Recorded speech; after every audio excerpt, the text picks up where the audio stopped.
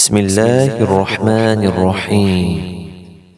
عم يتساءلون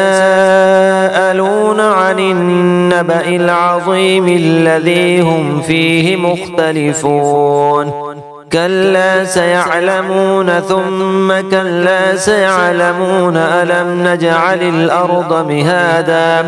والجبال أوتادا وخلقناكم أزواجا وجعلنا نومكم سباتا وجعلنا الليل لباسا وجعلنا النهار معاشا وبنينا فوقكم سبعا شدادا وجعلنا سراجا وهاجا وأنزلنا من المعصرات ماء ثجاجا لنخرج به حبا ونباتا وجنات ألفافا إن يوم الفصل كان ميقاتا يوم ينفخ في الصور فتأتون أفواجا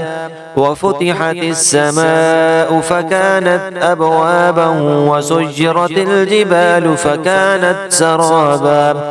إن جهنم كانت مرصادا للطاغين مآبا لابثين فيها أحقابا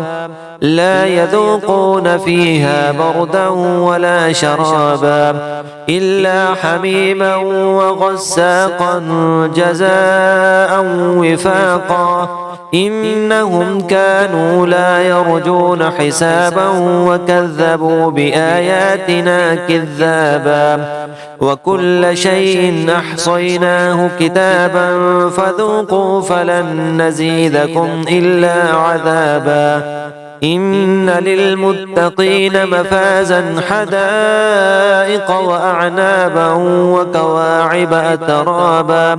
وكأسا دهاقا لا يسمعون فيها لغوا ولا كذابا جزاء من ربك عطاء حسابا رب السماوات والأرض وما بينهما الرحمن لا يملكون منه خطابا يوم يقوم الروح والملائكة صفا لا يتكلمون إلا من أذن له الرحمن وقال صوابا ذلك اليوم الحق فمن شاء اتخذ إلى ربه مآبا إنا